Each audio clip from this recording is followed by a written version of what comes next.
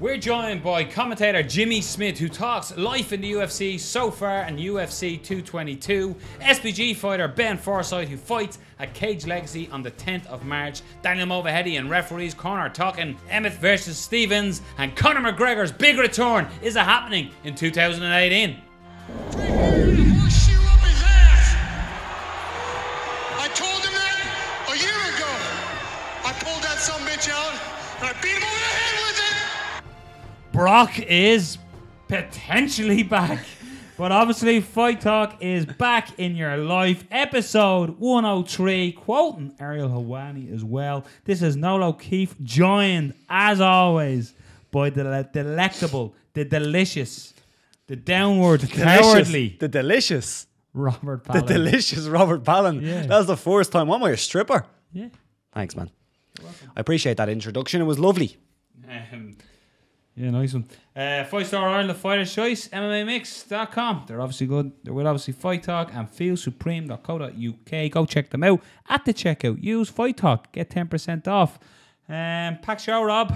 It's packed. Would have been more packed if everyone turned up? Yes. You know, when you're recording a show and you're trying to do it between this time, and then one person doesn't come on, and then that's just a rolling domino effect. It's just a domino effect of failure. But we've still got and we still have a great show, though. Yeah, still a great show. We will be speaking later on to the Spider Monkey. Spider Monkey. Ben Forsyth, who fights at Cage Legacy 7 in Drogheda on the 10th of March, so coming up pretty soon. And I will tell you now, lads, it's a stacked Irish card for Irish mixed martial arts fans. Get to it. Tickets are selling like hotcakes, Rob. Straight out of the oven. Selling like coffee. And good. Like that. Good. Talking to Ben in a little bit. We'll also be getting the gentleman on himself. Daniel Movahedi will be talking referees corner. No prizes for guessing what he's talking about. It's Emmett Stevens. And then we will do your quick fire news, but the one that has been getting away, it's the insider joke now with us. He's the Matt Damon of obviously Fight Talk, Jimmy Kimmel reference. We will be joined by Jimmy Smith. Jimmy, of course, has moved over from Bellator to the UFC, so you'll have heard his voice. But we're delighted we will be finally joined at about the fifth time. First time chatting to him since he made the move. Since he made the move. Jimmy's been on the show. If you're a regular listener, we spoke with Jimmy 2 times previously. Top Giza is there, Jimmy. And we'll be chatting with him. First time since he's been in the UFC. So I wonder how things have changed from since the passover from Bellator to UFC. Yeah. Are the fans fickle? Do they love him more because he's in the UFC? Maybe. We'll find out here. And obviously Fight Talk. I set you up for beautifully. But let's start where we always start. We can say that again. 2 minutes on the clock. This is our obviously Fight Talk quick fire news where we give you a subject. We have 2 minutes to talk about it. When the 2 minutes is up, shut up.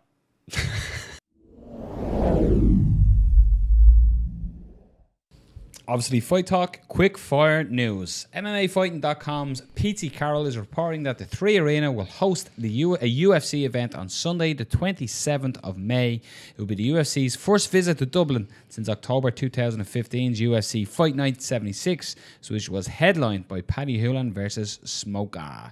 Kavanagh sent out a tweet where he said it would seem nearly 30,000 people are going to be happy. In a poll he ran about if Gunnar Nelson versus Darren Till would be the main event people would like. Yeah, it's great news. Like, I don't see how you can say anything else.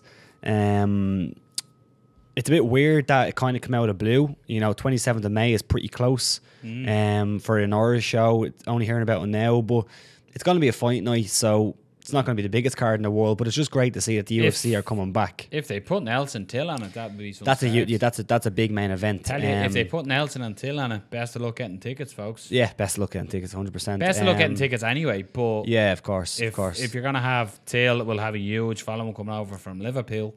So, and Gunny will already has a big Irish and the old Icelandic following as well. Yeah. So firstly, on the event itself, it's brilliant. Amazing. I'm just glad to see they come back. Put that with the news of Conor possibly coming back. It's going to be good for Irish MMA all around. But on that fight, if that fight does happen, if that's the main event, that is a huge fight. That's a huge fight to put in Ireland. The UFC like putting local guys on as well. So you might see the likes of Paul Reds or Redmond getting a recall to the UFC. Yeah. I tell you, Would the UFC go big after James Gallagher? I'd say he's tied down with Bellator. I'd say he's definitely tied down. But yeah, it'd be interesting to see who they put on. I'd imagine they'd fill it with a lot of European fighters up and coming. Hopefully they bring the odd superstar. But like I said, if that Gunny and Till, there's superstars right there. If that was the main event, it's going to be a sellout. It's going to be a sellout show anyway for 3 letters. Yeah, of course. It's going to be a sellout. They haven't been here. What was the date? October 2015. That card was just course. So hopefully if it does come over, we don't get something similar where everything falls off it. Even though, in the end, the main event was a great fight. And one of the most spine-tingling walkouts of all time. Which one? With Ash to Bash. That was the one before. Was it? I'm pretty sure. Yeah, I'm pretty sure. No, it wasn't. So. No, it wasn't. No, sure? I couldn't go to the series. Right. But then it was. It was. Louis Smoker. That's crazy because Louis Smoker had a great performance that night. Great night, yeah. Up next, UFC middleweight champion Robert Whittaker tweeted to #1 contender Yoel Romero with a date and a place for their rematch, Chicago, in June. Chicago. It's in Chicago. They've fought before. Yoel Romero just demonstrated what an absolute animal he is recently. Whittaker coming off a very serious injury. So again, interesting in that sense. How will Whittaker look? Will the fact that they fight before come into play? Will it be any different? Will it not be? It's a great fight, and it's great to see that the UFC are actually doing a champion versus a #1 contender. It makes me happy. It makes me smile. Yoel Romero banished the interim title in this division by not making weight deliberately and knocking out Luke Rockhold. So fantastic stuff, Yoel. But yeah, cracking fight. And again, Chicago in June, that's a great announcement and building another super card. Just a few months away. I love the fight. The first fight was good. Kind of came without much build-up, wasn't it? Because it was a bit of a late notice thing, I think, as far as I remember. But it was a very competitive fight, so it's not like they're going in there with somebody who completely outclassed the other guy. Robert Whittaker won it. I think he was a rightful winner on that night, but I'm not going to go around and say that Robert Whittaker is definitely going to beat him again. I probably fancy him, but it's still an excellent fight. Yoel Romero, it seems like it gets better with age. It's crazy. As we say before, he's like, if you said to somebody, design me a superhero or a killing machine, 9 times out of 10, something that looks like Yoel Romero will come out of it. I hope Robert Whittaker has good defense for hugs and kisses, because Luke Rockhold, unfortunately, is the victim of gifts going around of social media with Yoel obviously hugging up and kissing up to him. But yeah, it's a cracking fight. They've done it before. Let's do it again. And as I said, it's good to see that the #1 contender is getting the shot, and shows a little bit of adds a little bit of order and stability to divisions. Yeah. So which I think is important, and they need to roll out at all divisions. I agree. That's 2 minutes. Retired UFC Hall of Famer Chuck Liddell has been hinting at a return to fighting for years, and last week he told TMZ that we would welcome a third fight with Tito Ortiz if Tito would step up. Ortiz said that he's also already heard interest from UFC matchmakers despite being affiliated with Bellator. Bellator President Scott Coker told MMA Fighting on Friday that he would be interested in seeing Liddell versus Ortiz 3, but isn't sure he could promote it due to contract issues. Quote, "Listen, it is a fight that would be fun to watch," Coker said. "I think they both pass a physical, and Tito was healthy and his neck was healthy and he was able to perform at a high level and they were fighting. To me, it is interesting. I would definitely watch it, but would we promote it? I don't think we can because Chuck is still under contract with the UFC." Would you be interested in watching it? Would you watch it though? Yeah. Because I'm a terrible person, I think. I think that's the reason why. Do you see, I'm a scumbag. Do you see any different outcome? That's just a weird question. It's who has aged better, isn't it? Yeah, and it's also just a weird question because I don't want to pick Chuck Liddell in a fight.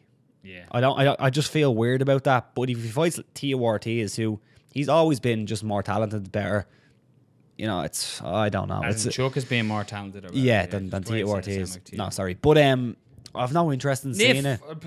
I've no interest in seeing it. I think, I hope the UFC don't look into making it. And honestly, at this stage, it wouldn't surprise me if they did.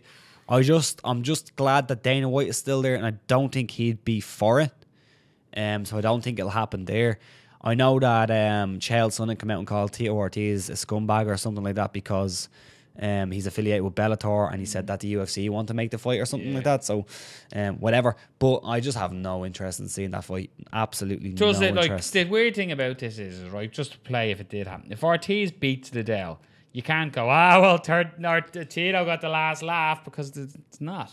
Yeah. You know, and Tito was being active, and like, let's be honest, if Tito loses, he'll just say his neck is bad. Yeah. I don't have interest, but I'd watch it if it was on me too. I know, it's one of them, isn't it? We're terrible people. We are absolutely terrible people. But no, I spoke about it before. I said I don't want to see Chuck Liddell back in there. But then at the same time, you got to say, well, who are we to tell these legends? But at the same time, I don't want to see Chuck Liddell back in there. His last, the end of his career was horrible. It was bad. You know, there was a fucking comic book wrote about him. You know what I mean? And he is, to be honest, he has nothing left to prove. Like, absolutely nothing left to prove. I just hope that it's not because he needs the money. He's in Big Brother now, isn't he, in America? Yeah, I hope it's not because he needs the money. I really do.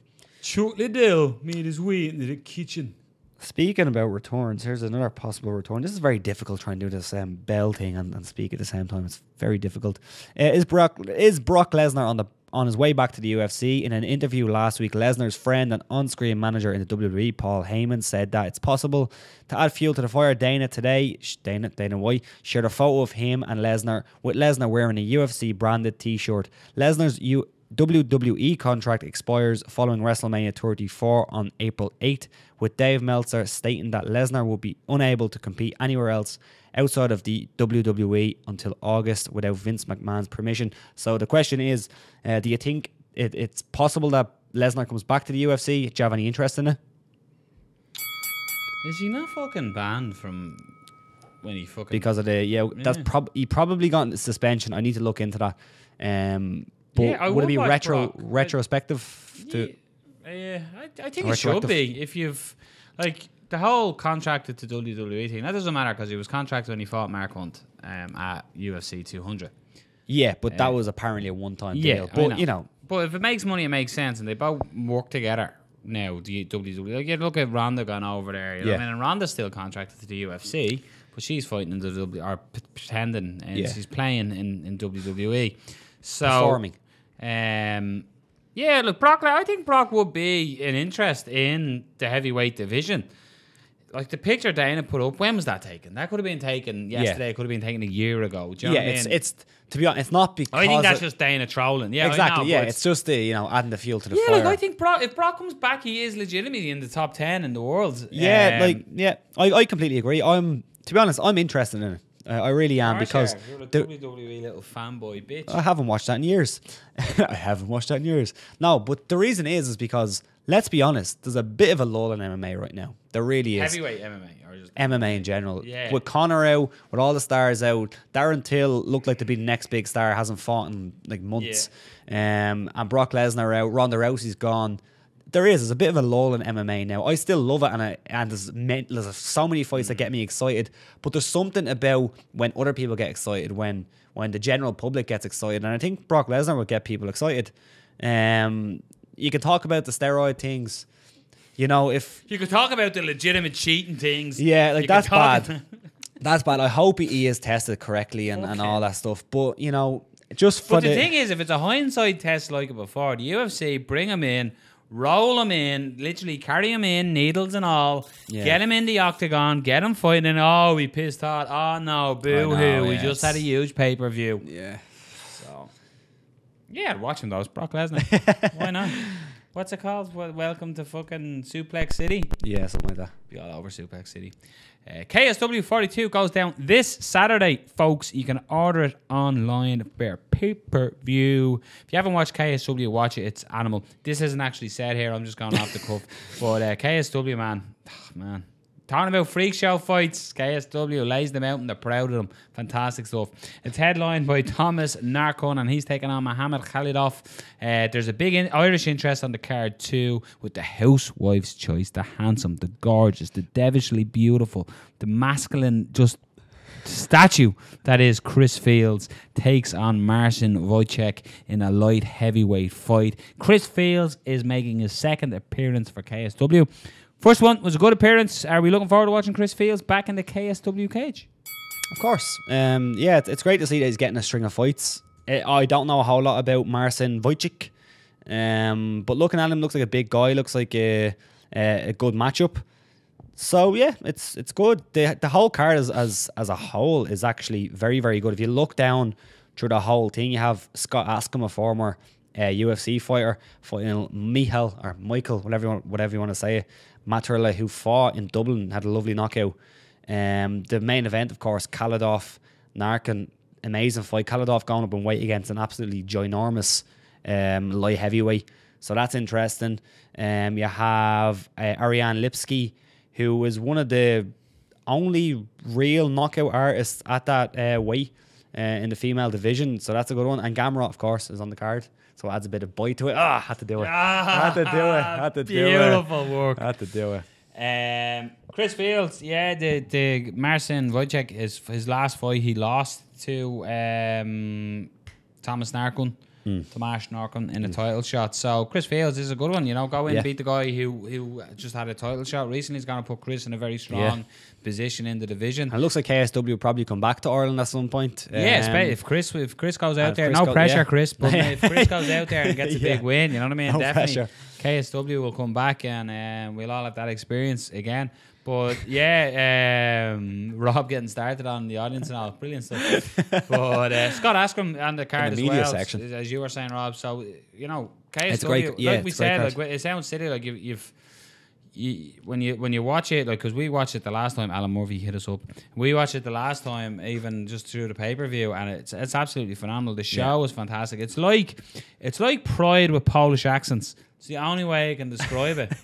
Isn't it? Kind of, yeah. It's like Pride with Polish accents. It's fantastic. They do mad stuff like in the Irish show. They had like cages, these cages. They do that in all of them. Yeah, there's the big team, but the production is unbelievable. Hugh, and I'm delighted for Chris as well because Chris, obviously, you know what I mean. He was one of the pioneers of Irish MMA, and to see him fighting on these big stages is brilliant. He's had a bad run of injuries and opponents being injured and stuff. So it's good to see Chris getting a few fights together, and I look forward to watching the Housewives fights getting things done. Absolutely. This weekend. There was some news, I can't find it now, Jesus Christ. Bellator are coming back. They're Bellator 200. Not coming back to us, but Bellator are going to London. So I'm going to read this and take this out, get that shit out. Breaking news. Breaking news just come in on the phone there. So Bellator 200, so a historic show pretty much for Bellator on the 25th of May is landing in London. Gegard Mousasi challenges Rafael Carvalho for the middleweight title, and Michael Venom Page returns to MMA against David Caveman Rickles. They're two really, really good fights. And the thing I find most interesting about that, aside from the main event, which is a great fight, is that Michael Page isn't being given somebody, I'm not going to call him a can because he's fought some decent guys, but that's a decent step up in MMA for Michael Page, in my opinion. Dave Rickles is no joke. That's a good fight. It's unfortunate he couldn't do the Paul Daly fight because that's the one that they really should make. The big question is, Rob, will he be able to watch it on the bleeding telly? No, you won't, because Bellator haven't done that yet. But no, Bellator as well. It's good to see Bellator. It's not coming back to Ireland, but coming back to the UK as well. That's going to be a big card. The fact that they're having such a big card here. So 25th of May. When is the Irish UFC show? 27th of May. It's a Sunday. Interesting. So it'll be Friday and Sunday. I tell you what, Carol Vardaman put the continents down. They put the letters down, one at the top, the other bottom. Rob just outdone you there. Yeah. Unbelievable. The selfie king himself will have a serious amount of travelling to do. Vowel, please. Farrell Connolly.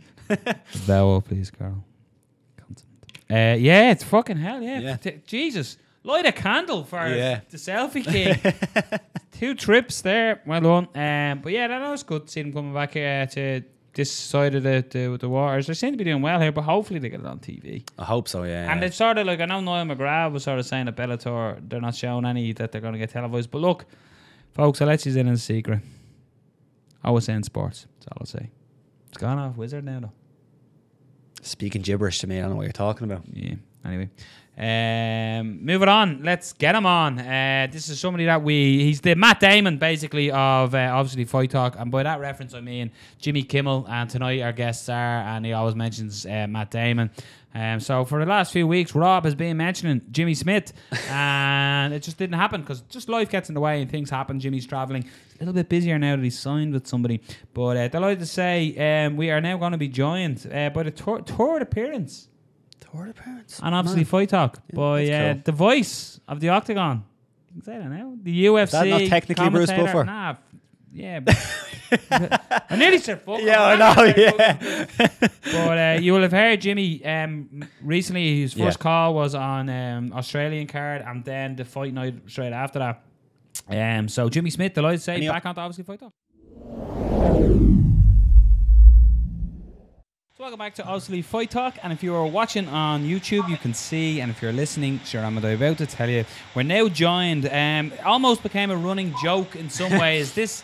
Jimmy, just to make you aware, you became our Matt Damon on Jimmy Kimmel, because we kept saying next week we'll be joined by Jimmy Smith. Yes. And then it just never happened. So this week, folks, Never we happened. are joined by Jimmy Smith. Look, he's there. It's really him. So thanks a million, Jimmy, for taking the time to come on to Obviously Fight Talk again, my man. Hey, glad to be here. I kept having Sunday shows, man. I couldn't get back in home in time to talk to you guys. It's a good complaint. It's a good complaint, yeah. Let's delve into it. So obviously when we spoke to you last, you were with a different promotion. Yes. And then it quickly turned around. You were no longer with that promotion and you moved to the promotion, I think is the way to say it. So was it as quick as a turnaround for you behind the scenes as it was for us watching? Quicker. Wow. Because the delay, as soon as I left, I mean, I was in talks with the UFC when I left Bellator because we were in a negotiation period. So you know, the delay between me leaving Bellator and joining the UFC was longer for you guys. I already knew I was leaving. I already knew that I was going to the UFC. We just had some contract stuff to work out, and I couldn't announce it yet. So for me, it was even faster than it was for you guys. When I was on Joe's show, we tried to get it done in time that I could announce it on his show. We couldn't do it. It took another couple days. So yeah, that's why Joe kept making jokes during the show, because he knew where I was going, but he can't say it. So yeah, it was even faster for me.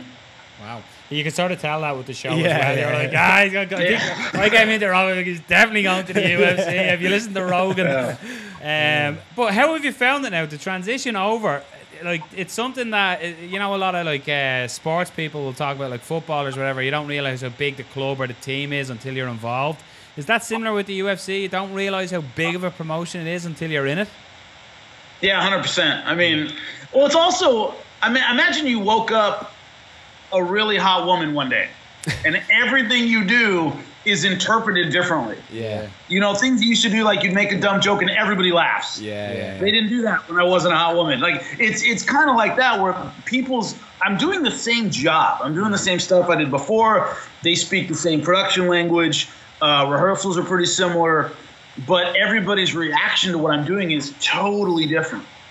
So the job itself hasn't really changed very much, but the fan reaction to what you're doing is magnified so much more. It's crazy. So it's weird because you don't feel like you're doing anything different, but everyone. I had somebody say, "Man, I really didn't like you before, but I like you now." And I went, "Well, I'm not doing anything different than I was before. I'm doing the exact same job, but people see it differently." That's the weird part. How did you find your first duties with the UFC was on the desk on Fox? Oh, So how did you find, did that sort of make it easier for you to transition before going to an actual live event? It actually made it, I don't want to say more difficult. It was, I haven't done as much desk stuff as I've done live shows. So it was good in that there were more people there to kind of bear the brunt. I was with, other commentators with, it wasn't just on me the whole time. Yeah. Rashad Evans and Kenny and so it wasn't just focused on me, but I do more live shows than desk shows. I've done desk shows in the past, but I've done more live. So it was a little different because they were kind of breaking me in on a show that I don't on that particular show, and I haven't done as much desk stuff, but it was fun, man. I really enjoyed it. Have you found that you like that a lot, the desk stuff? Or would you prefer just to stay in the commentary booth? No, I mean, desk stuff's a lot of fun. Yeah. It's a lot of fun. It's really hectic because it's like a combination of studio and live because we're reacting to what's happening on the show. So, I mean, they'll have a fight and it'll be great or whatever, and they'll cut back to us and go, back in the studio, what did you think about it? So it's a weird mix of a studio show and a live show at the same time because it's not pre-recorded. We're doing everything live, so which is a lot of fun. And speaking of the first event then, they certainly flew you to the opposite side of the world. How did you find it? Was it, did you, as you said, you're doing this years, you know, you're doing the same job, you just, essentially, there's just a different name on the canvas, that's it. But how did you find it? Did you have the octagon jitters, as Rogan would call them? No, I didn't. I mean, I had an absolute blast doing it. And what people have trouble understanding is I've known John Anik for a long time. We've wanted to work together for years. So, I mean, he's one of the first people that, you know, I called when all this was happening, like, dude, I might be going to the UFC. And he was like, oh, man, I can't wait. You know, you got to let me know when your first show. You got to come over. And, you know, Joe and everybody, they're all excited to work with me. So working with John was great. Finally, getting to work with that guy after so many years of talking about it was pretty awesome. So I felt very supported. That's another thing, is that John's great. The production crew's great. They know about me. I know about them. So I had a lot of support heading in when I had questions or like, hey, you know, about the video traffic or anything like that. They were all over it, man. So I felt very supported. So I wasn't really that nervous at all. One of the big questions, of course, was when you came to the UFC, would you be working with Rogan? And do you expect it to happen? The three-man boot, you, Rogan, and maybe Anik? Yeah, I do. We don't have anything announced yet officially, but it's they told me when I first signed up, they said, you're going to be working a lot of different combinations. You're going to be working 3-man boots, 2-man boots, everywhere we can use you, we're going to throw you. Because we know you've done a lot of different stuff, and you know, the countdown shows and the death stuff, we're going to use you for a lot of different things. So just about every combination is going to happen at some point. So yeah, I definitely will be, and it's going to be fun. One thing I want to talk about is fights that happened that you actually weren't calling this weekend. There was a little bit of controversy in the finish of the main event this weekend with Stevens and Emmett. I know you put out a tweet about it was a hard call for Big Dan Murgliata just because it was happening in front of him. Was it significant? Was it the reason for the stoppage and stuff? But what's your thoughts on it looking back at it now, Jimmy? Do you still think it was the right call? And what I was trying to get across in that tweet is if that knee had landed the way it did at a different point in the fight, Dan almost certainly stops him and at least says, don't throw that. Even if it doesn't land, he's at least going to stop him and go, hey, don't do that. That was a fight-ending sequence. That fight was about to be over. And for Dan, he had to decide right there, is a knee that barely grazed him enough to literally alter the course of the fight? Because if he stops it right there, not only does it give Josh Emmett a much-needed break in that sequence, if Josh Emmett says, I can't continue, if he's smart and he goes, oh, no, that really hurt, I'm out, you get a DQ or a no contest when Jeremy Stephens is about to obviously finish the fight, which he did. So what I'm saying is there was more gravity at that moment than there normally would be during a foul. You normally during even a slight foul, they'll at least stop and go, hey, don't throw a knee to the head. Yeah. Do you stop it right when it looks like he might be about to win the fight for a strike that didn't do significant damage? Now, a lot of people will say yes. They'll say, hey, an illegal strike, you stop it. Doesn't matter if it does damage or not. But that was the choice on Murgliata's plate, is do I completely change the course of this fight right now, or do I let it finish out? Because he knows if he interrupts it right there, Josh gets a break at least. And if Josh says, I can't continue, which, you know, a smart fighter would opt out of that situation. Not saying he would have, he might not have. It really changes things. And that was the choice on Dan Murgliata's plate, and he chose to let it keep going. So there's more weight behind it. A lot of people say, oh, you got to stop the fight when it's, even if the knee doesn't land hard, you got to warn him and stop him. Normally, yes, but right there was a huge change in the fight if he had done that.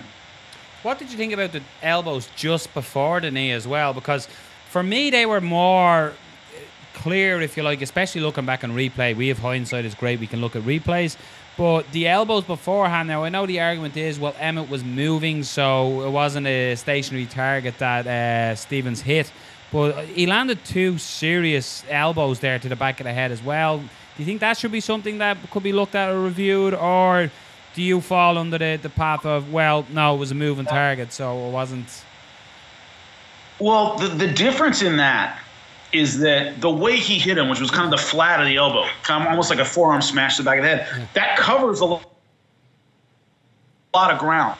So he wasn't targeting one particular spot, and he kept moving into it. That back of the forearm smash covers almost like the whole back of the head. It's hard to miss the back of the head throwing a strike like that. So I think that is actually a bigger deal than the knee, which I don't think was significant. Didn't really do any damage.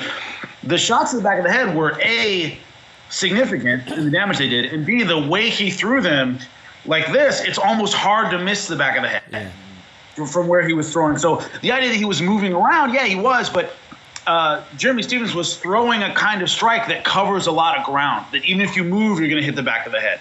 So that's always the thing about back of the head strikes is no one just sits there and lets somebody punch the back of the head. They're moving. So they're almost always moving into a back of the head strike. So it's a hard rule to really cover equally all the time. But the nature of the strike was one where he was almost certainly going to hit the back of the head every time he threw that. In some ways, it's a bit of a disappointment that it ended this way. That we're talking about this and not the incredible performance by Jeremy Stephens. It is quite. I suppose that's the nature of the beast, isn't it? When something happens, people will question it. But wow, what a performance by Jeremy Stephens. He looked great. I mean, that's the part that kind of gets covered up is I think he's looking better than he has his entire career. Yeah. He's really peaking right now, and there's kind of a log jam at the top at 145 as well, where a lot of the names we're seeing on the Frankie Edgar, and let's say he beats Ortega, which is not a gimme at all. We're talking about the same names for quite a few years in terms of title contention. So there is room for somebody else to kind of sneak in there, especially if Jeremy Stephens is hot. Speaking of that fight, Ortega versus Edgar, what do you see there? How do you see that one going? Every time you think Edgar's done, he has an amazing performance. Every time you go, oh, man, all right, he's just, he's in his mid-30s. He's taken too many. Some young buck is going to replace him as kind of the marquee name, and every time he just fucks that guy up. And so, it's hard to pick against Frankie Edgar just because he's done this kind of thing to fighters like Ortega so many times. And Ortega's style doesn't work well on someone like Edgar. He's a submission-heavy guy. Submitting Frankie Edgar is virtually impossible. I mean, so many great fighters have tried to do it. It's his pacing. It's his work ethic. It's his volume. It's the kind of fight Frankie Edgar has performed so well in the past. And it's the kind of opponent that he's done so well against in the past. So I'd say the chips are stacked for Frankie Edgar, but if Ortega can pull out, he's instantly a title contender, and that's an incredible motivator. If you were in Edgar's camp and this fight came on the table after having the title shot just pretty much there, if he waited, would you encourage him to take the fight, or would you say, wait a minute, you had a title fight, maybe if you just take some time off and wait? The problem is where Edgar is in his career, how much waiting can you do? He's at the point in his career where, how many more years am I going to do this? What if I wait and then, you have an injury in camp and then this slips away forever? We've seen that happen before. Ortega is very dangerous, but Frankie Edgar, I think, is the kind of guy who does better when he's busy. He does better when he has a fight to prepare for, when there's a challenge in front of him. He's never backed down from anybody. So, yeah, I would have said, look, my personal philosophy is you can't beat Ortega, you don't deserve to be champion anyway. Maybe you could get the title shot, but, if you can't beat this guy, you can't beat everybody, then it's a hollow belt anyway. And I think he stepped up and took on a very, very tough opponent. I don't know if you've seen it, Jimmy, but did you see that Conor McGregor said he came out and said he was willing to save 222 and fight Frankie Edgar? Do you think that was just Conor posturing and just keeping himself out there? Or? I don't really know. The problem is that immediately, Frankie Edgar's camp came out and said, no, we were never offered that fight. We have no idea what he's talking about. The idea that someone as big as Conor McGregor and who has as much to lose in terms of this would take a fight against Frankie Edgar on short notice is unlikely. I mean, you'd want to pimp him coming back for as many months as you possibly could. And he knows that. The idea that, I was willing to step in on short notice, and not give the UFC and myself the time to maximize this opportunity is unlikely. It doesn't make a whole lot of sense. I'm sure it's possible. I'm not, his management team. I'm not sure what he did, but I understand people's, skepticism when it comes to that. Just because if Conor comes back, it's the biggest possible fight. It's in the biggest possible circumstances. The idea that he would step in last minute to save a fight and that would be his return is doesn't make a whole lot of economic sense. There's a couple of fights that I just want to get your opinion on this week as well, because a lot of people, these fights might go under the radar in some ways for them, and one of them is the debut of Mackenzie Dern, stepping in 5-0, an absolute jiu-jitsu wizard. So a lot of people mightn't have heard of her if they're not, if they don't look outside of the UFC and stuff, but she's making her promotional debut. How excited are you to see this debut? I can't wait. I love her. I mean, I'm a jiu-jitsu guy myself. I love her technique. I love her unorthodox attacks. I love everything she brings. And so, and also in a division where we do have a lot of bangers. We do have a lot of really interesting fighters. We have a lot of well-rounded fighters. There really isn't that, Damian Maia jiu-jitsu ace, in that division right now. And she could definitely be that. And I think it would be a refreshing change from a lot of the stand-up strikers we have there right now. And of course, Kat Zingano was another one that I wanted to ask you about. A long way to return for Kat Zingano. She's obviously gone through a lot in life outside of the octagon as well. So it's incredible to see that she's going to be making that walk again. But she's got her hands full here in Vieira as well.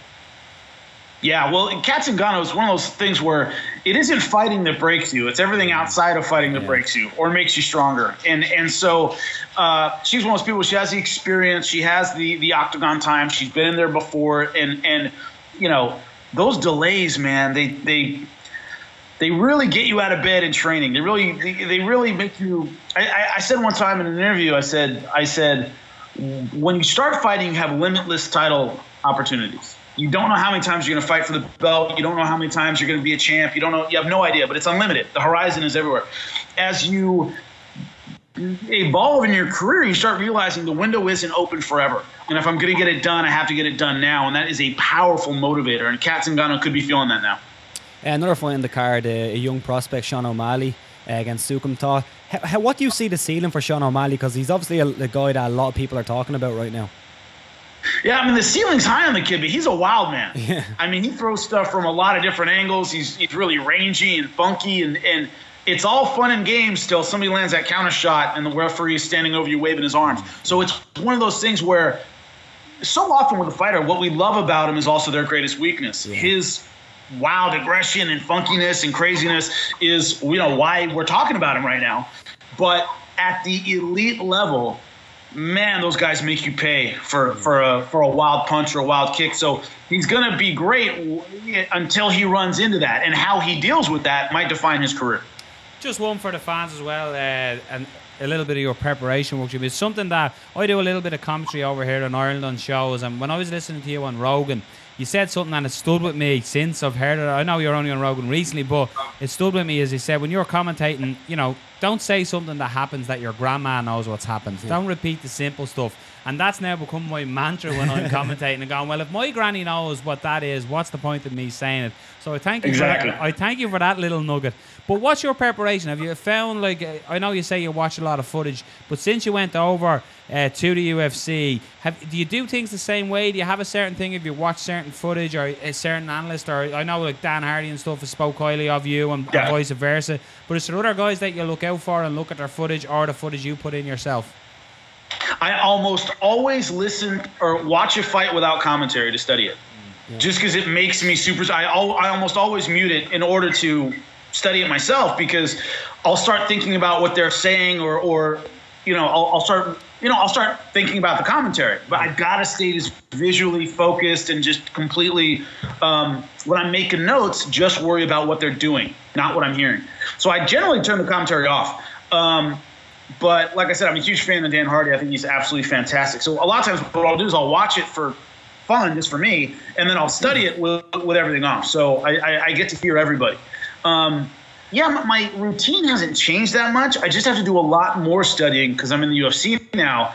I called every fight in Bellator since 2010. So when you said, hey, this guy's fighting, I know. I called their fight. I know all about them. I've already done this before. And the UFC, I'm getting a whole new, roster of fighters that is much bigger than Bellator's, and I didn't call all their fights. So I'm seeing it with a totally different eye. It's like I'm seeing him for the first time. So there's a lot more studying involved, for sure. Speaking of the big roster of fighters you have at your disposal now, is there anybody, when signed to the UFC, you said, I can't wait to call that guy and call him in the cage? Wow. That's an excellent question. You know, one of them I definitely looking forward to, and I'm not calling it this weekend, but I hope to at some point. Cyborg is one of those people where, you know, I meet a lot of athletes. I meet a lot of fighters. Occasionally, like, I met Kareem Abdul-Jabbar one time, basketball player for the Lakers, and I grew up watching the Lakers. On TV, he's tall. In real life, it's, like, unbelievable seeing Kareem Abdul-Jabbar. He's like 7'2". Cyborg is one of those athletes. When you meet her in real life, as much as I've seen her on TV, and when I finally met her in real life, I was like, whoa, she is a phenomenal, just a specimen of an athlete. To call her in the octagon and actually see that in real life is something really extraordinary. I cannot wait to call that personal. Speaking of Cyborg, do you see anything different than what Cris Cyborg has been doing for years this Saturday night? Man, I think Kunitskaya has to really fight the perfect fight in order to win. I mean, Cyborg she's a beast. No one's figured her out. No one's figured out how to deal with her power, her aggression, her speed, anything. They just have. I mean, Holly Holm did the best anyone else has done, but still, I thought it was a one-sided fight. Yeah. You know, so it's no one's figured out quite how to deal with her. And Kunitskaya has to be perfect in every way in order to have a chance in that fight. Jimmy, I have to say, it's been a long time coming, getting you back, just with life getting in the way. And I hope, by the way, your dog picked up an injury. I hope your dog is fully recovered. I had to take him. He's right here. He's doing fantastic. But he had a little problem with his he had like a herniated disc, and I was like, wow, I got to see Ben grappling. He had to get a little shot to get it taken care of, but he's fine now. Cool. I look forward to listening to you call it. I'm delighted. It sounds weird so long now that you've got it. Delighted you got the call to the UFC, and more people's ears are attuned to hearing your great wisdom when you're calling the action. It's an absolute pleasure speaking to you again. Thank you so much. Thanks for having me, guys. Cheers, Jimmy. Take care. Take care. Bye-bye. So what happened? We have room for Matt Damon or Jimmy He's Smith not the on Matt Damon. He's no longer. Yeah, we got him. We'll get you want to bring out a song about it now. It's always fun. Always great talking with Jimmy, in fairness. Great insight. And as well, what you love about that is when we get interviews on, we don't really tell guests what we're going to be talking about. We just sort of say, we're coming on, we're going to have a chat. And Jimmy's open, so the stuff we're throwing at him about fights, that's off the cuff, just off the cuff, and he's just answering, you know? Yeah, it's always great when you talk to guys like that who just have an extreme knowledge of everything. You could throw any question at him. It's quite funny he's saying that people are saying, I didn't like you before, but I like you now. It's amazing what just... It's crazy. It's crazy. Like, it's... You know what it is? It's like football fans. This is me using my example. It's like football fans. He's not as good as people go on about. And then he signs for your club and you're like, oh my God, he's amazing. Sanchez. What are you on about? He hasn't done great things. But you were there though. You were there though. He hasn't settled You were at that though. You were. When he signed, you're like, oh, he's the fucking best. Fucking great signing, Alexis Sanchez. We'll just take him time to settle. We don't mind that. He's come from a small club, Arsenal, to a big club, Manchester United. So he'll settle. He'll get in. He'll do the business. Something we talked about with Jimmy there briefly was about Conor McGregor threatening to come back for UFC 222. But we're going to talk a little bit about that now because Conor has said that he's coming back in response to Dana White. So let's have a little wig-wag and what do we think Conor will coming back? So this week, Dana White basically said that Conor may not be coming back with the money he has in his bank. He may not come and fight, period. Yeah. So basically, Conor went to Instagram, as he does with a lot of his big announcements, either Instagram or Twitter. It's weird, isn't it? Yeah, but it's the day. It's instant, and it's just the fucking shares against us. So Conor went, I'm fighting again, period. I'm the best at this. I put my name forward to step in at UFC 222 to face Frankie Edgar when Max Holloway pulled out, but I was told there wasn't enough time to generate the money that the UFC would need. I was excited about bouncing in last minute and taking out the final featherweight without all the rest of the stuff that comes with this game. Please respect the insane amount of work outside the fight game and that I've put in. On top of the fighting, I am here. It is on them to come and get me because I am here. Yours sincerely, the champ. So what I got from that is, number one, he's back. He's coming back. He's fighting. Period. End of. So it wasn't directed at Dana, but it was almost like Dana had said, he's not going to. And Conor obviously hears this. And I'm just delighted that Conor's saying, I'm back. Forget this. I'm the best at this. I'm back. And with what he said, it wouldn't surprise me if he did offer a Frankie because I know like talking to Jimmy Smith, and like Jimmy was saying, it's not great for the capital, but maybe O'Connor was like, I wanted to bounce in last minute. That there wasn't all this big rigmarole, that it was literally like, That's, by the way, Conor McGregor's fighting Frankie Edgar, it's happening next week. I think that's the one argument that people are saying that would be on the side of, yes, this possibly did happen, would be the whole lack of media team. Because you remember UFC versus Conor, that whole saga. A lot of it was Civil War. A lot of it was about Conor not wanting to do all this media because he went through the Aldo press tour, which was huge. Yeah.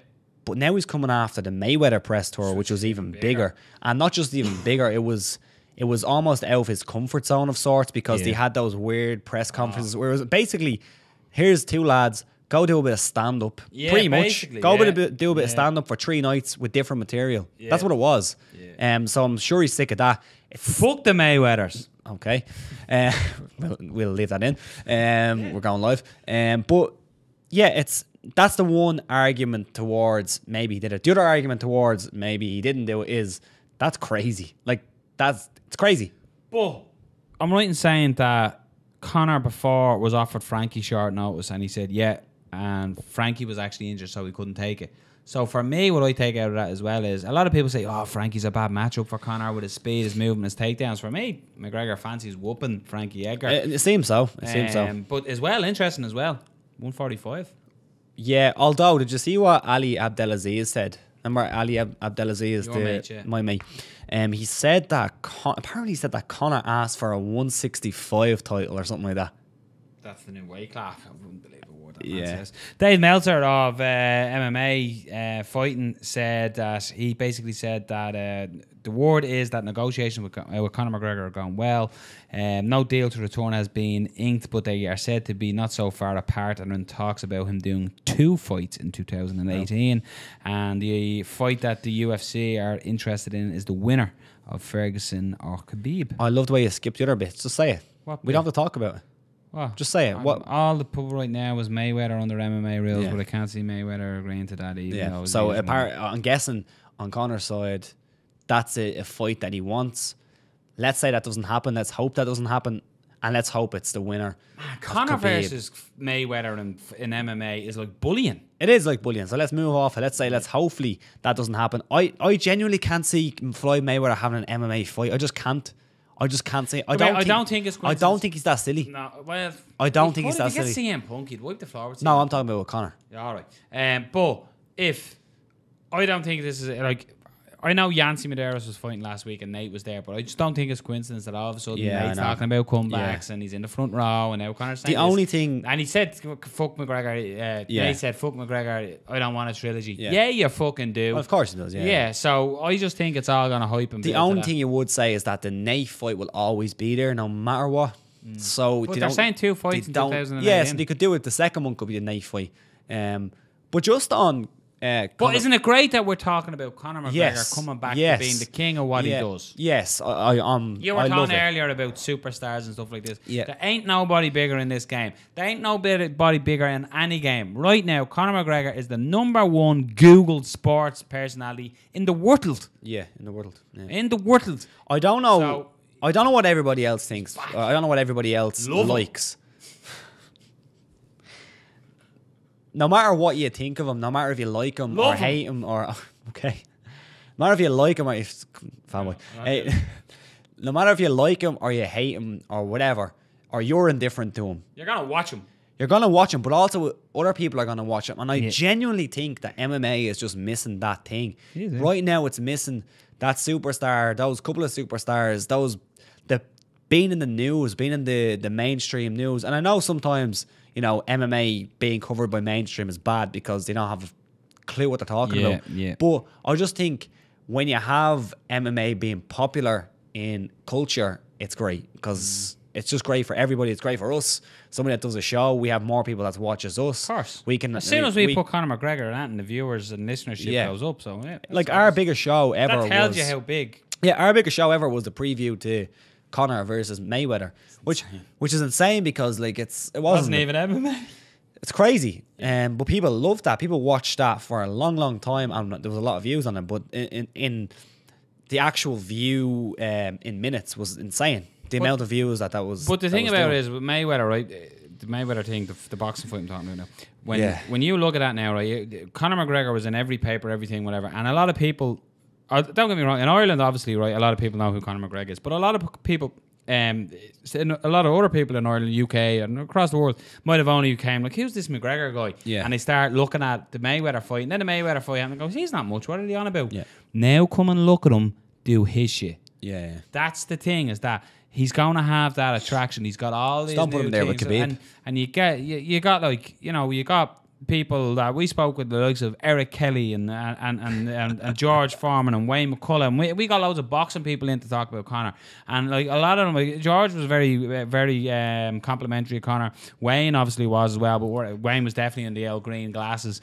But Eric Kelly, I think you could say, not so much was on Team Conor, but the one thing I'd say Eric Kelly could tell you is when Conor gets into the octagon, he's just one of the best in the world. He's one of the best to do it. So I think we forget that as well. yeah, and this is what we need. This is my long-winded point, is that we need to remember, and the people who have come on to McGregor for the first time are going to see Conor compete in the sport that he is the champion of. And I for one, I know I'm screaming, I love him, but I love him for the sport that I love. I loved this sport before Conor McGregor. Before Conor McGregor was in the UFC, and fighting, even before he was fighting in Cage Warriors, I loved mixed martial arts. It just excelled to think that you have a fellow countryman, because we're only a little small nation, people, little Ireland.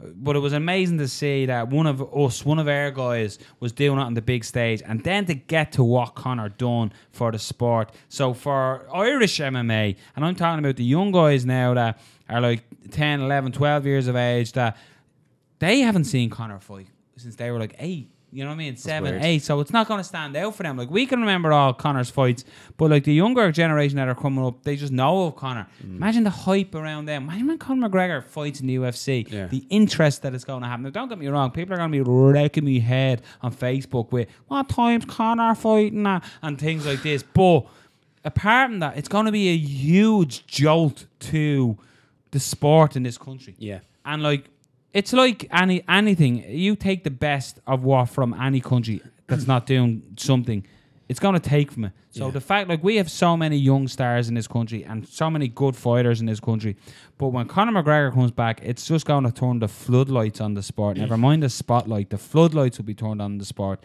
and for all good reasons. And hopefully Conor goes in there and does what he does and knocks somebody out and just sets the tone on Irish MMA through the ceiling. And it's be great for the sport, like. Yort. Like it's what you said. No, it's I just don't like when somebody who is so good at a certain thing is not doing that certain thing, especially if I love that certain thing. Conor McGregor is one of the best fighters in the world, and so you want to do, like, he only has, Conor's gonna only be fighting for a certain period of time. Yeah, I want to see him. I want to see him fight. Just like if Tony Ferguson or Khabib Nurmagomedov were sitting on the sidelines, I'd be like, come back, please come back and fight mixed martial arts. I want to see you fight mixed martial arts. That's what you do best. Don't go box. I don't want to see a box. That's not what you do. Tiger Woods. Michael Jordan. I don't watch basketball, but Michael Jordan, don't go play golf. Play basketball. He went playing baseball. What? Jordan Whatever he went to play. I don't watch baseball. No, I know what you mean. Like, and it Do you know what I is mean? true. You want to see the best do what they're doing, and like, especially their careers are only short. Like a mixed martial arts career, especially in the lower weight classes like this, it only goes on for so long, and you're only at that purple patch or that, you know, prime of your career, and that's where Conor's at right now. And I want to see him compete in MMA, and we're going to. He's coming back, and I'm excited by it. You can tell it. I'm getting all amped and all pumped, and come on. But I just think it's good for the UFC. It's good for the sport. It's good for Irish MMA, and I'm patriotic. It is. What's good for Ireland is good for us. And fucking come on, Ireland. Sorry. Oh, yes, so. It's a good hit, but anyway, look, that's Conor's coming back. 2018, 2 fights. Hopefully. One in the summer, one in around I'll put you on the December. spot. He fights the winner of Khabib Tony. Khabib beats Tony. Who wins? Conor McGregor knocks Khabib Nurmagomedov out. Team Conor. You won't get me saying it. I might say it when we're up at lunch or something, and I go, you know, Khabib takes him down. He's in serious trouble. You know what I mean? He controls that wrist. You need to be unbiased there, man. Conor's you need to be serious. unbiased. I know I'm unbiased, but I'm Irish before I'm biased. So, Team Conor. There's only one Conor McGregor. There ain't nobody better. And he's gonna knock out Khabib Nurmagomedov. Imagine I muted you to put it down there. Don't do that. No, look, it's true. Like, Khabib is a virtually impossibly hard fight for him. But look, that's what you're in this for. You know, we don't want to talk about what if and if this happens. You do leading up to it, but we want to see what happens. So you can't say Khabib beats him. I can't say Conor beats him. Or well, you can. If that's your prediction. Yeah, I know, but only they can sort it out. Yeah, I know. In the octagon. In Russia. 2 men enter, 1 man leaves. In October. Very nice. There you go. Yeah. Anyway, let's move on, but let's look back and let's get the gentleman on. The silk velvet tone voices of Daniel. Even though I've agreed a time with you, Movahedi, I'll text you to see what time I'm on at again. And then I'll ask, can I come on a little bit earlier? So we're now going to be joined by Mr. Daniel Movahedi. So welcome back to, obviously, Fight Talk. And you are now in the referee's corner. And we are joined by the gentleman himself, Mr. Daniel Movahedi. So, Dan, great to be talking to you again, my man. How are we doing, guys? Good talking to you. Dan, it was a little mental at the weekend. The main event was an absolute barn burner of a main event as well. I want to get that point across as well. Outstanding performance by both gentlemen.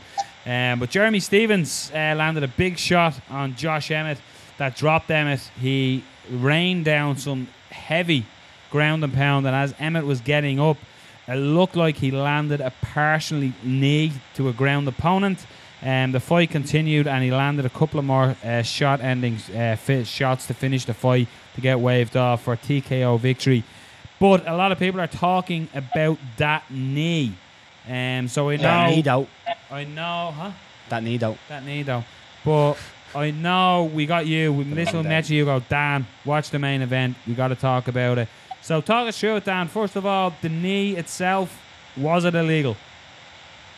Well, yeah, it was obviously, he had knees down on the floor. So remember, with the new unified rules, is anything other than the soles of your feet and one hand down touching the fighting area, you're deemed as a down fighter. So obviously he had 2 hands down and he lifted a hand up, but he was still on his knee. But, you know, that knee, some people saying it grazed, some people saying it didn't hit. And initially it looked like it missed.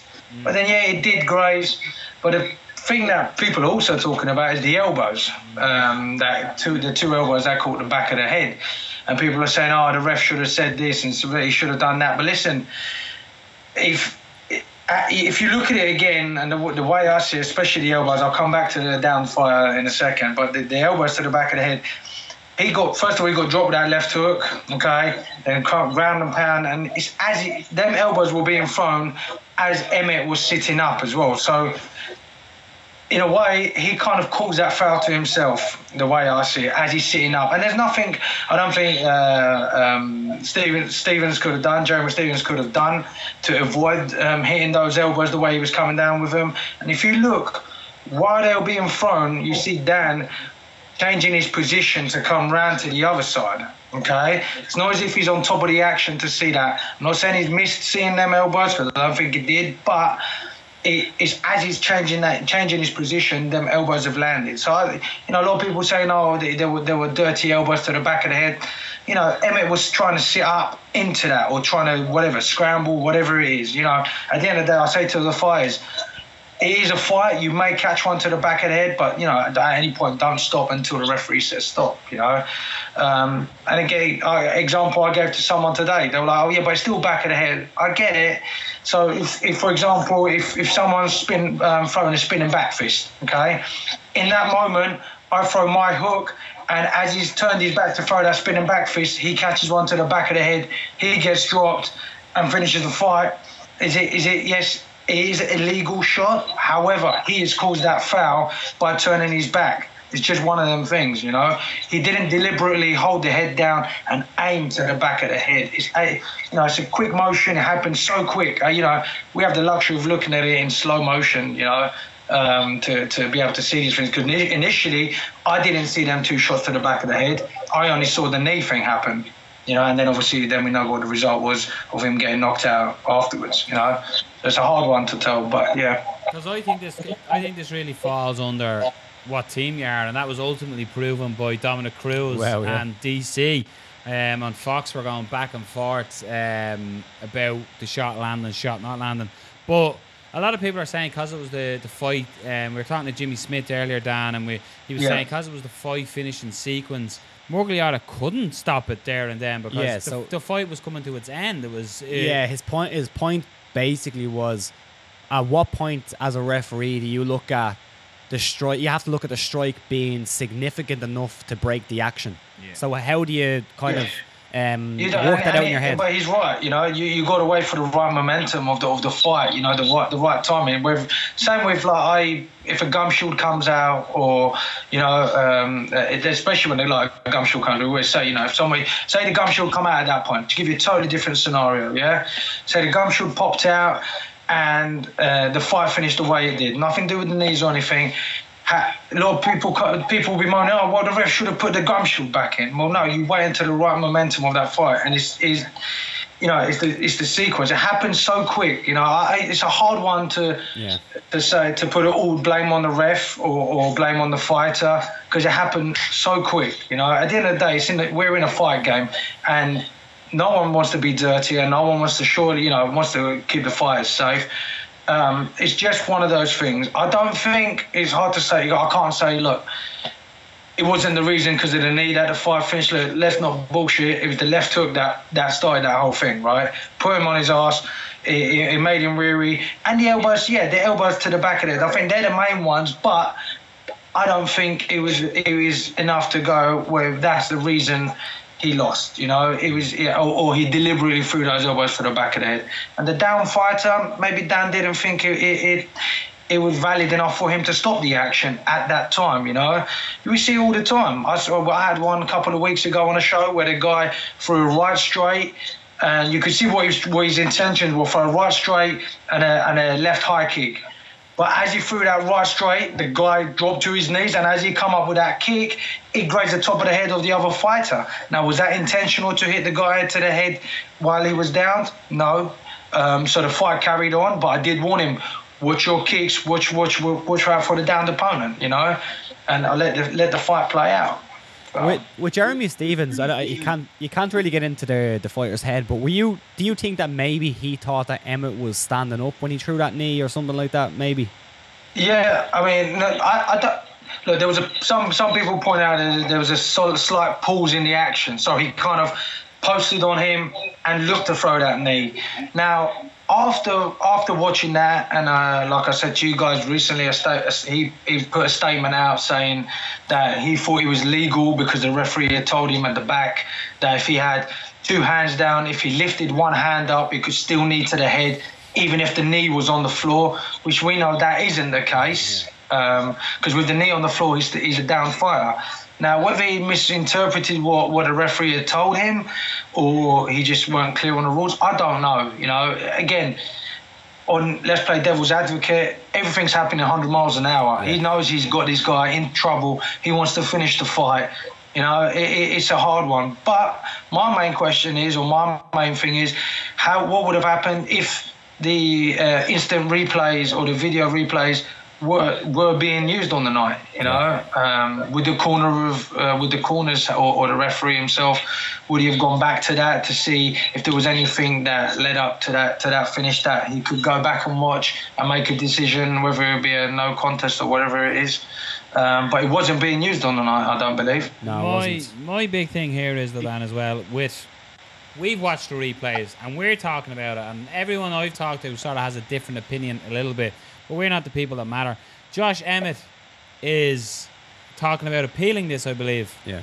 Okay. Do you think he has a leg to stand on?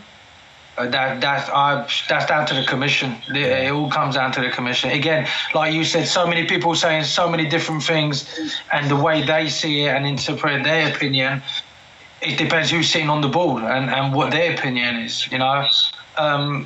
Again, as a fan, I thought it was a fantastic fight. I'd like to see that fight again, because again, this whole controversy, people want to see it again. I got a feeling it will happen. It's not the way he wanted it to end, or Jeremy wanted it to end, and people should be talking about the fight. What a great fight it was as well. I think does this outline as well the importance of having the rule sets just standardized and the use of replay standardized. At least I know 100%. even if they went to replay, there was still be people, complaining and still people debating. But at least give the referee, the fighter, the commission, everybody the best chance possible to say, okay, we're under the same rules, same interpretation of a ground opponent, everything, give the best. Standardised. The fairness, but you saying that as well. A couple of people said to me, "Oh, but under the new old rules, no, man, the knee was down. That guy was a down fighter, regardless." Yeah. And like I said, it wasn't a clean shot, and then he might have just grazed the head. But at the end of the day, it was still a down fighter. Whether I would have called time there and then, and you let the fight play out, I don't know. Because don't forget, Emmett was trying to get back to his feet. Yeah. Right. So he could have got back to his feet and started swinging back as well. Because that fight in a whole was back and forth the whole time. Anything could have happened, But again, same. I don't know if you guys watched the fight before. When who's the guy who got choked out? Oh, Vincent Peru when he got choked out. Yeah. Right. A lot of people trying to shit on that referee as well. Oh, he didn't see the tap. Well, to be fair, the guy was on the right side, looking at the head, looking at the choke, seeing how deep it was. And again, we don't always see everything, and we can't always call everything. We do our best. We're human. Errors do happen. If you want to put it that way. Again, that was another one where I thought the referee done a bloody great job on that one. He was in there and he was on the right side. Usually, you see the other way around. He's on the wrong side of the body and wrong side of the head, and you don't see the tap because you're not on the right side. But hey, damned if you do, damned if you don't. I think as well, it's kind of impossible to say this is what I would have done if I was in there, because who knows? You didn't see his eyes. You don't know what you're seeing. I usually start with that. I'm not a referee. I'm not a guy in there. It's true. I don't know if you've seen the fight, Dan, because I'm sort of putting you under pressure here. But did you see Sam Alvey's walk-away knockout? Yes, I did. Well, I didn't see the whole fight, but obviously I saw it finished. Just in regards, it doesn't necessarily have to be about Sam Alvey. What do you think about fighters making your mind up and landing a big clean shot and walking off and thinking that's the fight done? What is the rule in there? If let's say Sam Alvey hits him, walks off. Now, in fairness, your man was proper out. He looked like something from The Walking Dead. Like he was just travelling forward. But what is? Because the whole thing is not over till the referee waves it off. And I've seen examples. I can't remember what fights, but I've seen examples where referees are nearly in, and it makes the referee look silly as well. Do I have to hit him one more time? And like Ryan Nelson has done it, Mark Hunt has done it, and now Sam Alvey walk-away knockouts. What's your thoughts on walk-away knockouts? Walk-away knockouts. I mean, like you said, what if the other guy was still in a position to come back? If the referee hadn't stopped it, to come back, and all of a sudden Sam Alvey's turned his back, I don't know, throws a head kick and knocks Sam Alvey out. Then what happens? Again, no fighter should stop until the referee says stop. I know I haven't personally been in that situation, but I know my good friend Goddard has. I've seen him a couple of times. Or even if it's happened in a round, or like at the end of a round, the fight is like thinking referee's done or come to finish the fight, he'll say to them, look, don't stop until I've said stop. Don't just finish and walk away. Because that fight might not be finished. Of course, in that Sam Alvey situation, we could clearly see that the guy, he was out. I mean, he was only going to go another one way of him getting more punishment. But I don't like it. I mean, it depends. If the guy's clearly out, then of course you don't. If he's out face cat on the canvas, then you do walk away. But hitting one shot just because he's wobbled, then walking away is a different situation for me. I think it's badass. The week before, Curtis Millender prematurely celebrated against Yeah. I've seen that. Yeah.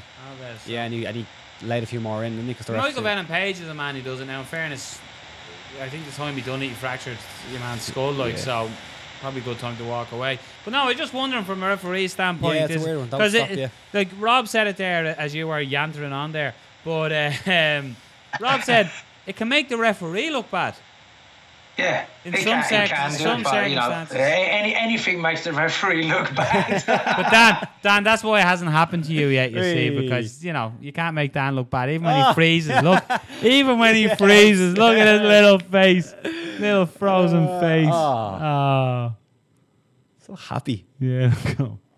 I like it. I have to say though, I do like his beard. just If you're loves listening it. on audio right now, go to YouTube and Yeah. check out our video because Dan Movahedi has a beautiful beard. He's frozen and he's got the big happy eyes. Should we ring and up again, or smile. is that a perfect place to end it? I would ring him, say goodbye. They made me sound like an ass. Oh, he's gone. I think his phone went dead. Look, he's away. Try ring him. There he is now. Look at the beautiful face on him. My name's Dan. It's Daniel Movahedi. I'm #1 in the world. Show it, the gun Yeah, he's show. away. I think that was a perfect place to end. You're ruining it now. Perfect place. Now, well, we can show the ringing back and Dan not answering. Looks like Dan's phone has died. Oh, no. No. His phone's died. Let's not blame us. Yeah. Our internet went down. Internet went down. Cat out of the bag. Yeah. Internet down. But that was Dan, just the referee's corner. Again, we got a little jokey at the end as we were slagging. But always insightful with Dan. He breaks it down. He tells us, as Dan will say, he wasn't in there, whatever, but he'll also break down what a referee would be looking for, should be looking for, and what fighters should be doing as well. Yeah. So big thank you to Daniel Movahedi, the gentleman himself. So welcome along to obviously Fight Talk, and I'm delighted to say we are now joined by SBG fighter, the Spider Monkey, Ben Forsyth, who fights on the 10th of March at Cage Legacy in the Barbican Centre in Drogheda. So Ben, thanks a million for taking time out to come on to us here at obviously Fight Talk. Pleasure, my pleasure. Sorry I'm in my car. Not like most fighters sitting at home squashing themselves between training sessions. I actually have to work as well, so... A grinder. Yeah. Not on grinder, a grinder. So Ben, sure. it's been a while since you've stepped into a cage. July of last year was the last time. It's something that when you were in here with us, we spoke before about you had a good start. The pro ranks going to 2-0, but unfortunately you're currently riding a 3-fight loss streak, not the streak you want to be riding. But coming into this fight, what's changed? What's different? What are we going to see from Ben Forsyth come next Saturday night? What are you going to see? Addressing the losses, like, whatever. Like, people, you know yourself with MMA, it's just people lose, and that's just what happens. There's barely anyone without a loss in the record, and if there is, they've added it, and they've made sure that we haven't fought anyone good, so I don't give a fuck. I'm just take what I can from them and keep it going. But you're going to see, what are you going to see? Yeah. There's a lot of things have changed. There's no point even talking about it too much. Just have to see how I perform. The main adjustments for me have been mentality, and I think I spoke to you last time that actually after BAM I felt amazing, even though I got 69 to sleep, as I said last time. Yeah, I still felt really good because I feel like at that moment I figured out how I should feel and how I did feel about fighting, and my motivations, all that kind of stuff. In that weird few minutes before I walked out, it all kind of came to me.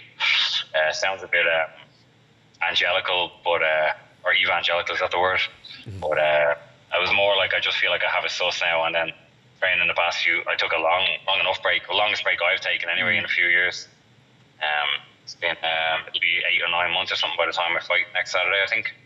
And I just focused on getting better and enjoying myself again, and not training for a fight. But when this fight came up, I felt like it was the right time.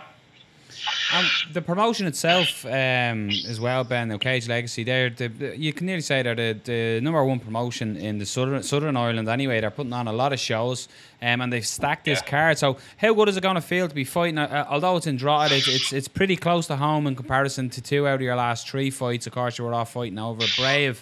So how does it feel to be just fighting up the road? Does that play into it? I don't mind traveling. I actually quite like it.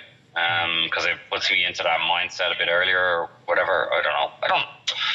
I like traveling in general. I like getting on an airplane and going to foreign places and that stuff. But the slog and the bog in Drogheda will do me as well. It's only an hour away from me, like, so it doesn't matter. I don't know if the Drogheda people would be fancy me calling the slog and the bog. I'm sure who cares. It's only Drogheda. Sure, you'll be in and out. They won't see you. You'll be grand. But your opponent, Luis Correa, I'm going to go with. I probably have to correct that on the night. He has a record of 2-5 currently at the moment. What do you know about your opponent, or does that matter? Apparently, he's 4-5, with 2 fights that aren't recorded. That maybe they're in his back garden or something. But apparently, when I took the match, I was told he was 4-5. Not that it matters, but I was a bit surprised when I went on Sherdog and Tapology and saw that he was officially 2-5, which is a bit weird, you know. So like it kind of makes sense, you know. We're both coming off losses. Makes sense what to expect really for a comeback fight. Not that I'm coming back from anything, but from everyone else's perspective, I am. For me, it's just another fight where I'm trying to get better. But does his record mean anything, or does he mean anything? Yeah, he's like he's tough. He makes it messy.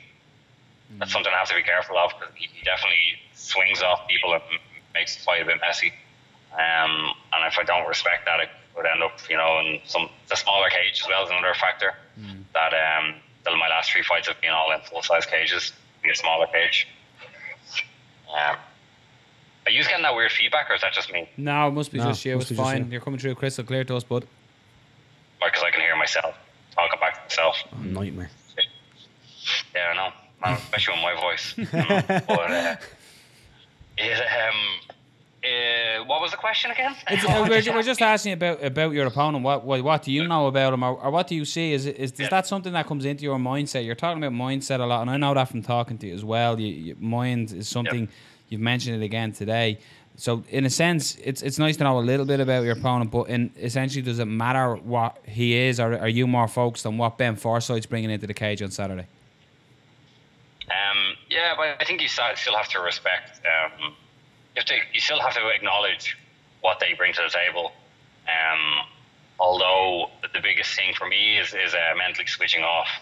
Because my issue, if I was to pinpoint one issue that I have, it's maybe over analyzing things. And you'll see performance like I had in Abu Dhabi, where I essentially just froze under the pressure. I suppose you would call it pressure. You know, I essentially just froze and was thinking too much about what I was trying to do. Whereas if you go back to the Europeans, where I didn't know anything about any of my opponents, and I had the best performances I've ever had.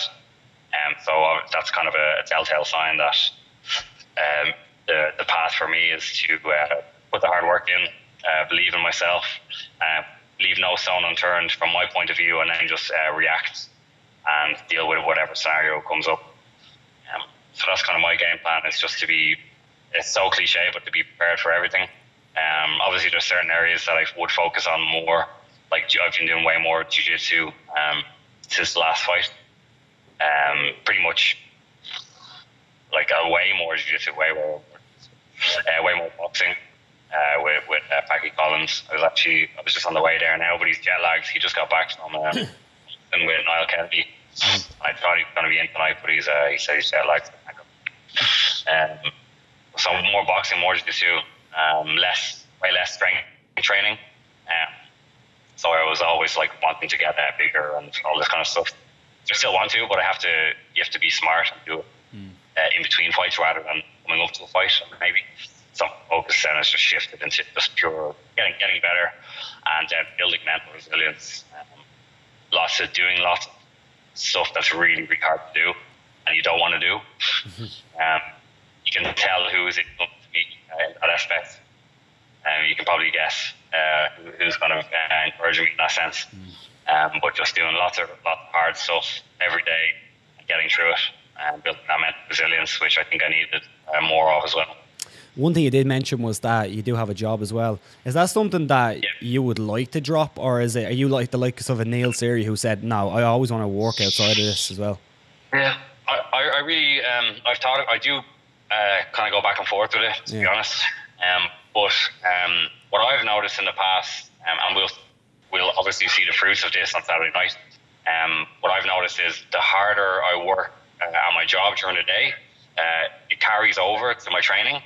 Because I find that I think if you work really hard in one aspect of your life, it somehow carries across to other aspects of your life. Like any successful person, like they'll be really good at their job, but they'll also outside of their work they'll be You know, they'll be running, or they'll be like really good cooks, or they'll be doing this, they'll be doing that. You know, like it all kind of ties in. It's just that mindset of just always driving and always striving to be better.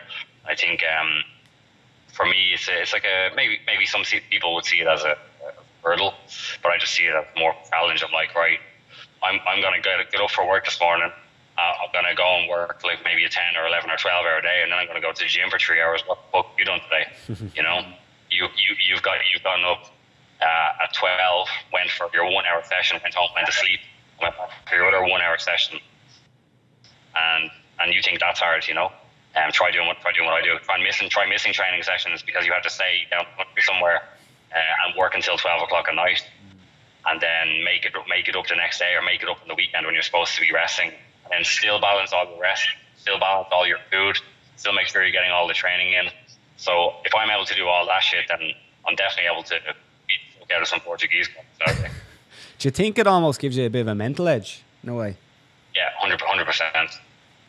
Because I'm doing stuff that people think is hard. Yeah. You know, people are like, oh yeah, you should get rid of that job. I'm like, why? Oh yeah, because like you might not be able to train properly. I'm like, why? I'm only working 9 or 10 hours a day. There's 14 other hours there. I only need 5 or 6 hours sleep. There's so much time there that I can get training in as long as I'm smart about it. Now you obviously have to be a bit more careful about my rest and stuff. So I can't be, you know, training late and training early because I need to get my rest or whatever. Sure. If I feel like, for example, today I was going to do a salt fight, but my body, I did double session yesterday, double session the day before, including work. So my body's kind of saying, no, maybe don't do that. Maybe just hit the bag or hit the pads or something instead. You're going to listen to yourself. You have to be more intelligent, to be smarter training. But I like what I do as well. I'm a bit different. It's not like I work at 9 to 5 in an office. I work in coffee. I love coffee. I think you guys love coffee. So I must actually sponsor the podcast. Start giving you guys some coffee. Please do. Sorry, I will. We'll do that. We'll talk after. Lovely.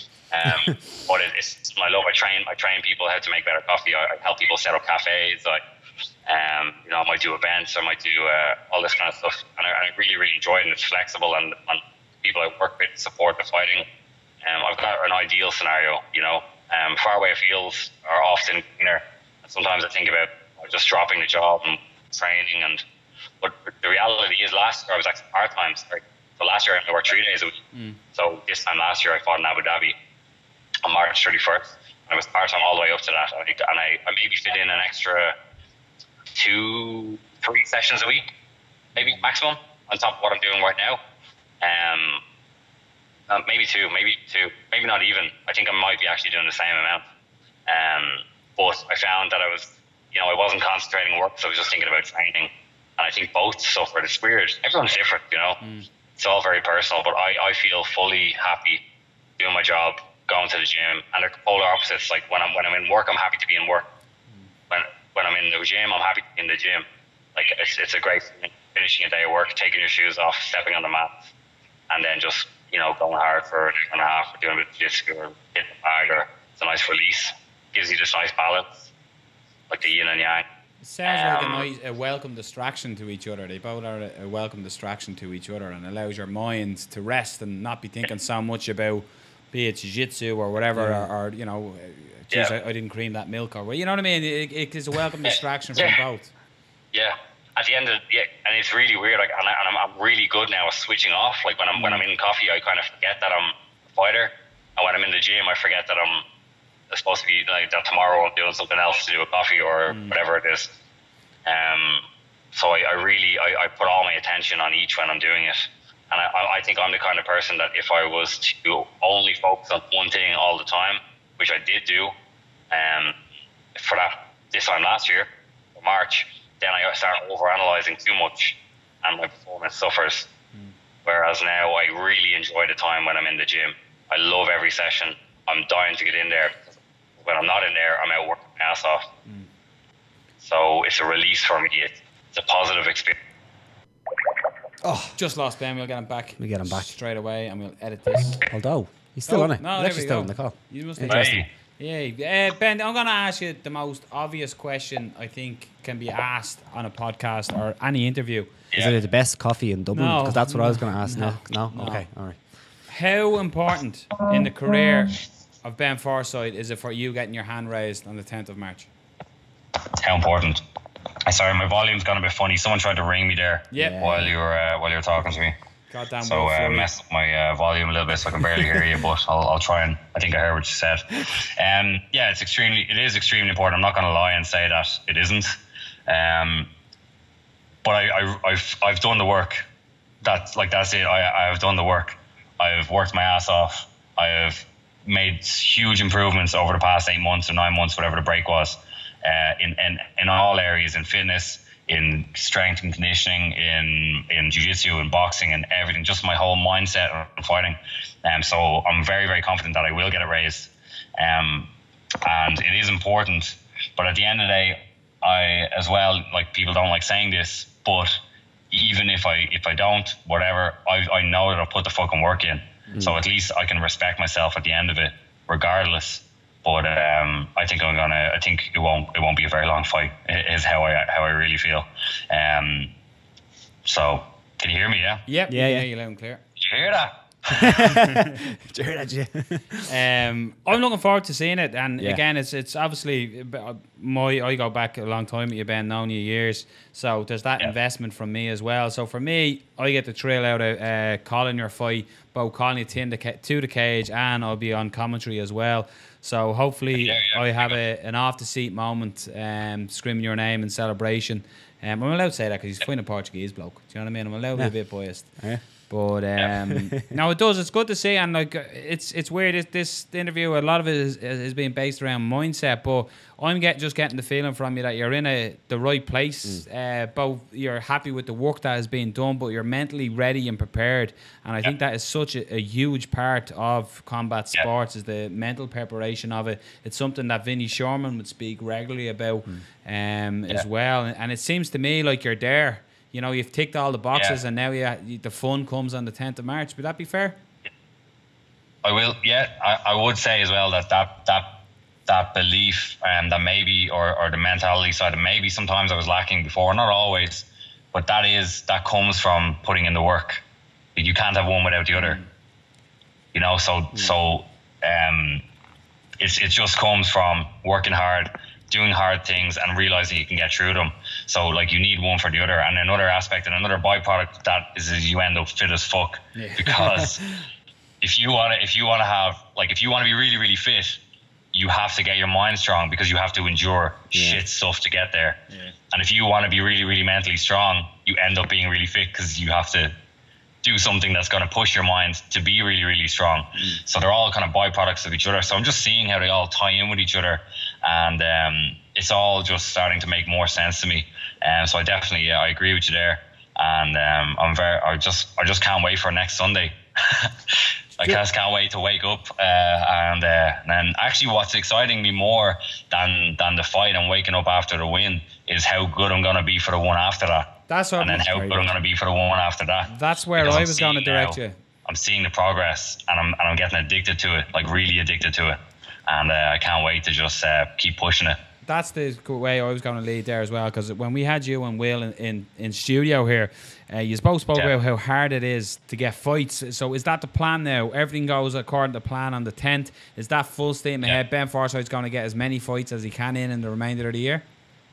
To be honest, actually, no, my mindset's kind of changed in that sense as well. Like, I was always rushing to get fights and thinking like, oh, I need to do this, I need to do that.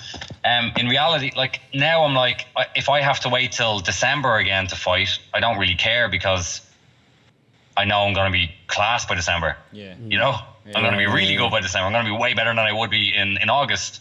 So I don't really, I'm not in much of a rush anymore. Like, I'm only 27. I've got a lot of years left. Like, why do I need to rush, you know? But I'll take an opportunity if it comes up, but I'm not going to be, I'm going to think more about it, you know? Like maybe that Bama fight that I did last time, maybe I took that too quick after losing in Abu Dhabi. You know, maybe it wasn't the right decision. You know, both those fights that I had for Brave weren't against the original opponent I was supposed to fight. I was supposed to fight some Khan from India in both of them. And then when they replaced them, they were like, oh, we're going to give you this US Olympic team alternate. Is that okay? I'm like, yeah, grand. Because my ego said, yeah, go on, do it. And then the next time, I was supposed to fight that same Indian Khan again, and he pulled out again. And they gave me a list of fighters and said, pick who you want. And I said, well, who's the best guy? And they said, Marco Noble's the best guy. I said, well, give me him. You know? So maybe now I'm like, Ben, shut the fuck up and pick. And let someone else do the thinking for you. Or something like, you know, I don't regret it in any way, but I'm thinking more now about the long game rather than like trying to get as many fights as I can. Obviously that's important, but you have to be strategic as well. You have to be, you'll see other fighters who have been more strategic and maybe had someone else organize in their fights, and their profile right now would be way higher than mine. That doesn't mean they fought better people than I have, or that doesn't mean they're better than me, but it means that their career has been a bit more strategically planned, if you know what I mean. One quick one as well I want to throw in as well. How important is it as well, or how vital was it in training? I'll refer to you as the stepbrothers of SBG, because you fought one another previously and then you became best friends, and look at all the room you have for activities. Will Flurry fights not too far away as well. It's this Friday, is it? Yeah. This Friday night, Will fights. So how vital was it having both fighting a week apart from each other? So how vital was it in camp for the two of you are both primed and ready to go similar times? Yeah, Will is he's invaluable to me, really, to be honest. I didn't, before Will came along, I really didn't have like a solid training partner who I would spend every day with, who would actually be there to, hold me accountable for turning up and making sure that I got a really good session in. That's not saying that I didn't have that I wasn't self-disciplined before, but definitely having him pushes me on a little bit more. And the same probably for me, for him, like I hold him accountable, It's not just if I don't go to the gym today, whatever, like it's like I know that he's supposed to be there at 11 o'clock, or he knows I'm supposed to be there at 11 o'clock, and if you're not there, we're messaging each other going, what's the fucking story? And he's obviously very good in the whole, he's introduced me to that whole mentality of just pushing yourself to the absolute limits to strengthen your mind. And then alternatively, I think I kind of pull him back and, let him realize the world is a beautiful place after all. I think we kind of balance each other out in that sense. I hope he agrees with me. I think he does. But I think we really make a nice team. And I think there's no reason why we both can't be world champions. Completely quite different characters and quite different styles and quite different lives even, but I think we have a nice little, we kind of click in between, kind of like, Gunnar and Connor, or Gunny and Connor kind of had that weird little, like they have this little thing in the middle that's martial arts that brings them together where they can relate. I think me and Will kind of have the same thing, and it just works. But definitely I think we could both be world champions. That's the right mentality. Yeah. Ben, I have to say I'm really, really looking forward to watching you fight and calling your fights as well. And if I say something, don't beat me up after it, right? If I say something like, oh, Ben should do it, don't beat me up after it. Just call him what I'm saying. Don't hurt me. But I'm really... Yeah. I might just try a few leg kicks like back in the day. No, why? Fuck you. No. Old man knees. Them days are gone. I've been working on... We've been working on a load of heel hooks. I'll show you a few after. Sounds. Yeah, do. Show me when you someone else is the dummy. But I'm looking forward to watching and calling the fights. The best of luck or best of skill, whatever. People hate when you say best of skill now. Like, that sounds corny. It's weird, yeah. Yeah. Good luck. Just say with it. Yeah. Just go out there and smash. Have a good one. I look forward to it. That's a Will Flurry quote. And then, Will's fighting on Friday in Brave in Jordan. Yeah. So make sure everyone doesn't miss that. Yeah. Because that's going to be it's going to be an experience. I don't think they really know. I don't think they really know what's going to happen. But I see Will every day in the gym, and it's not pretty. Will's last fight, Ben, it's going to be good, and then we'll see what happens after that for both of us. Will's last fight in EFC. I had it on my phone, and I was walking around Dunn Stars and Cornell's Court with it on my trolley. And you could see everyone walking by like, what the fuck is this guy watching? Everyone. Same. And when he finished the fight, I was just uncharacteristically of me, because I'm quite quiet and reserved, I just screamed, Will fucking Flurry! And the whole of Duns was just looking at me going, what the fuck, this guy's mental. So that was my Will Flurry EFC story. But Ben, it's really hard not to say it. Yeah, John has screamed it during Bama in the corner. I remember that was a great moment for Will, I think. It's just hard. It's just great. It's just a great name. It is absolutely smashing. It works. Ben, it's an absolute pleasure talking to you. I'll see you on the night. And as I said, best of luck in there. And thanks a million for taking the time once again. And we'll hit you up with that coffee sponsorship as well. But thanks a million for coming on to obviously Fight Talk again, me man. Definitely. Thanks for having me, guys. Take care, man. Ben. Have a good one. Cheers. Yes. There you are, fighting at Cage Legacy the 10th of March. It's Cage Legacy 7. Yes. The 10th of It's March great in the Barbican Centre in Drogheda. If you haven't got your tickets, lads, you just want to get onto it now. Ben is fighting. Pedro Carvalho is fighting. Paddy Houlihan is grappling, making a back in return to action. Hooligan. What a moment. Yeah, it's a great moment, yeah. I get to call Paddy Nice little Houlihan. get. Deadly. Yeah, I love it. But an absolute stacked card for Irish mixed martial arts. And like I said, if you haven't got your tickets, get on now. If you're listening to this now and it's like 7 days away or whatever, less, a little bit more away, get on. 2 weeks away technically, but get on. If you're listening to this later, get onto it, because it's going to be a sellout. 100% it is going to be a sellout. Cage Legacy are doing things, and they're doing things right. But thanks again to Ben Forsyth for coming on and speaking to us today. There we have it, lads. That's it. 103 in the books. Hope you enjoyed it. If you did, subscribe and follow and do all that malark. But big thank you to Daniel Movahedi, to Jimmy Smith, and of course earlier on to Ben Forsyth. And as always, shout out to these lads. Fight Star Ireland, to Fighter's Choice, MMAMix.com. They're obviously good. And to feelsupreme.co.uk, go check them out. And at the checkout, use Fight Talk, you get 10% off. We might be looking ahead this week, doing something, a little preview later on in the week to break down UFC in a little bit more detail. We didn't really get to UFC 222. No. We were due to have Brendan on to do it. You know, Brendan didn't pay his Wi-Fi bill or something, so we didn't get Brendan on.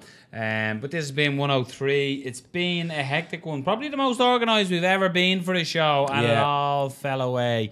Just look, folks, be honest with you, internet's a nightmare. Happens to people everywhere. Life gets in the way. We were due to have other people on, and just life gets in the way. But sure, anyway, that's another day's work. It's been 103. I've been Noel O'Keefe. He's been Robert Palin. You've been you. Stay safe, Ireland. Don't take any unnecessary journeys.